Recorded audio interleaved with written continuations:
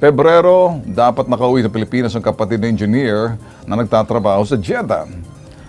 Pero wala raw maibigay na eksaktong petsang agency may hawak sa kanila. Nabalitaan na lang na mga kaanak niya dito sa Pilipinas, naka-ospital ang kanyang kaanak dahil sa stress. Narito ang detalye ng sumbong. Ako po si Mr. Roderick Samonte. Narito po ako ngayon dito sa Kilos Pronto. Gusto ko po sanang ilapit yung kapatid ko na si Ernesto Samonte. Kasi po ang naging problema niya, dapat nakauwi na siya noong February. Until now, ngayon, di pa siya nakakauwi.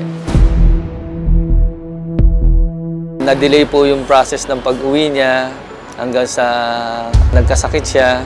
Siguro dala nung overstay niya doon, nag-iisip siya lagi kung kailan mapaprocess yung pag-uwi niya. Naapektuhan yung condition niya, dala ng stress. Naka-confine siya ngayon sa hospital. Gusto sana naming malaman kung paano kami matutulungan na malaman namin yung talagang condition ng kapatid ko at kung paano siya makakauwi. So kaya nag-decide na ako na lumapit kay Sir Ben. Baka sakaling sa pamamagitan ng programa niya, matulungan niya yung kapatid ko. Sa amin ho, alam baka sakali ho rito, pag lumapit ho sa amin, obligado ho ang ating bansa, partikular ho sa mga OFW, na tulungan, tugunan ang kalamang reklamo. Yun ho, marching order talaga ng Pangulo na talagang tumulong. Ngayon, nandito ho sa ating tanggapan, yun ho kapatid. Yung OFW ho rito, si Engineer Ernesto Samonte, kapatid ho si Roderick Samonte. Ngayon, kung nasa kabilang linya na, nasa kabilang linya ba natin ngayon sa phoner? Yes, on the line, si Lorelie Batian Sila, Legal Officer ng Sunway International Manpower Services. Magandang hapon sa iyo, Ma'am Lorelie. Yes po, sir. Magandang hapon din po. Alright, Ma'am, live ho tayo, worldwide, netwide ho, no? Dito ho sa ating Bitag Kilos Pronto. Hihingi lang ho kami ng update kung nakaabot ho sa inyo, reklamo ho ng kapatid. Ito ho si Engineer Ernesto Samonte. Nandun ho sa may karamdaman daw ho ata, nasa paggamutan nandoon. Ano hong status ho rito kay Engineer Ernesto Samonte? Bali, actually sir, si Engineer Samonte pauwi na noong Wednesday. Okay. So, we have already a ticket here. Okay. And then the final exit. Okay. Pero sir, yung nangyayari is nag-aayos daw po ng mga gamit ito si Engineer Samonte. Okay. Bigla na lang po na nikip yung dibdib. Okay. So ngayon, dinala po siya sa hospital. And then, trace po doon na may problema siya sa heart. Okay. And then ngayon, ano po namin, may email dito sa amin. Complete naman po kami ng email, sir, from the company. For, surgical operation. For surgical operation. Opo. Okay. Pero inaayos na po yan ng company, sir. Nakikipag-coordinate naman po sa amin yung company. Ina-assist na po siya doon. Okay. Nice to know, Lorelie, na ganyan hong nagagawa ninyo. Kami ho'y nagpapasalamat sa inyong ginagawa. Yes po, sir. At Hindi naman po namin, sir, pinapabayaan yung mga worker namin doon.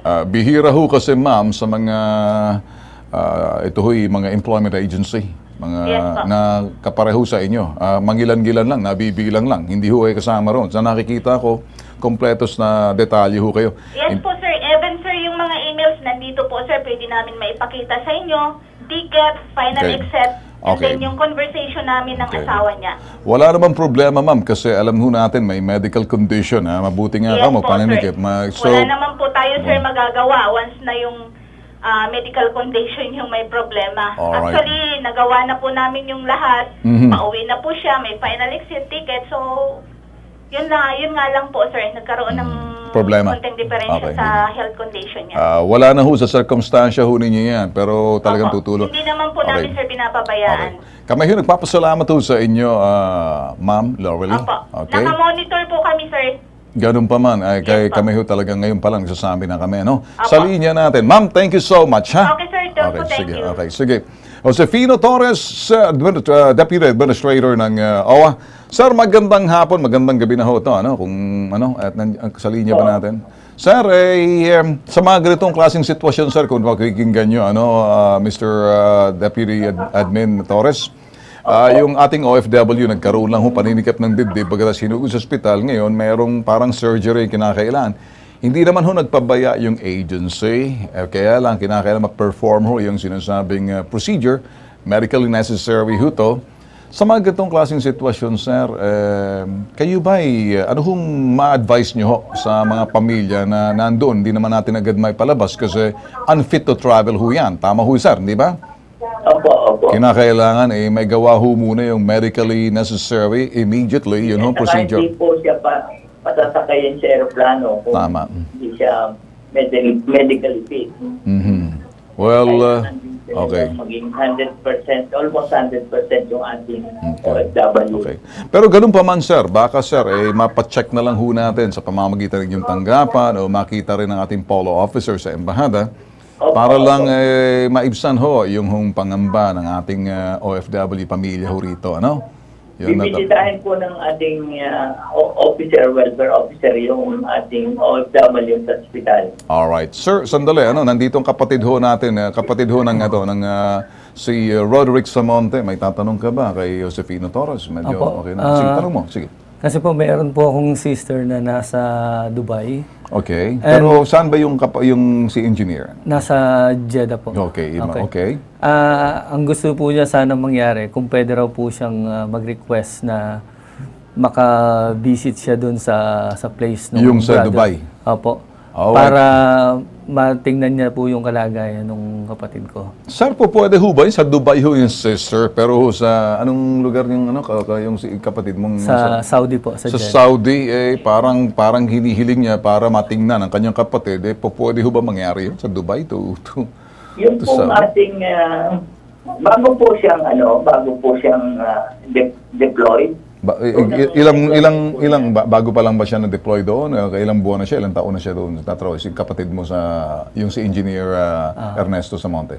Bali, 2 years na po siya doon 2 years na. 2 years na raw, sir. Pero deployment po niya. Hindi po. Bali, I think, na siya 4 times na yata siya nakapag-abroad doon sa Saudi. Balik manggagawa, sir. Okay. Kasi po kung unang deployment, meron po siyang mandatory insurance, kasama po yung compassionate visit. Okay. Sir, admin, assistant admin, hindi naman ho nagpabaya yung agency. As a matter of fact, they're on top of the situation. Kaya lang, medically necessary, may sagawa ho yung surgery sa doon kay engineer. Kaya sabi niyo nga ho, unfit to travel pa rin. So baka ho, temporarily, sir, matingnan ng ating polo officer. But at the same time, yung kahilingan ng kapatid sa kapatid, may kapatid sa Dubai, pwede ho bang gawin yun sa Dubai pagkatapos bisitahin yung kapatid sa Saudi? Itong may karamdaman? Hindi po masasagot po yan dahil wala po kaming ganyang serbisyo. Alright. So sir, ang magagawa lang natin siguro, sir, yung polo officer, bisitahin kalagayan habang nagpapagaling. Tama, sir? Kukunin ko rin po yung address ng ating kamag-anak para magbigay ako ng update sa kanya. Alright. Okay na ba sa'yo yan? Opo. Alright. Nagkataon lang talaga kapatid mo karoon ng surgery. Medically necessary, may kinakailangan yun magawa, At hindi rin siya pwede mag-travel kasi magiging unfit to travel, hindi yung bibigyan ng clearance. So okay lang, ha? Opo. Hindi naman nagpapabay yung agency. Naintindihan po namin yun yung at the same time yung ginawang action ng agency. And ang naging question lang sa akin doon is yung bakit na-delay yung process ng pag-uwi niya na umabot siya ng almost 1 month doon na nagwo-worry siya kung bakit hindi napaprocess yung travel ticket niya na pauwi. So siguro dala nung pag-iisip niya na gano'n, lagi siyang tumatawag doon sa sister ko. So kaya ang nangyari siguro ganito na lang. Alam ko, kaysa naman ito'y mag-ilagay natin. Mas maganda siguro pagdasal natin, Opo. At pagkatapos na umigi agad, para naman sa ganon, mabilis ang pag-iigi, mabilis din ang pag-uwi. Kasi yung mga bagay na nangyari na, hindi na natin pwedeng, kumbaga, balikan pa. Mas maganda move forward tayo, yung kalagayan at kalusugan, maging fit to travel para makauwi agad. Ha? Opo. Okay ba sa'yo? Okay. Yun lang muna.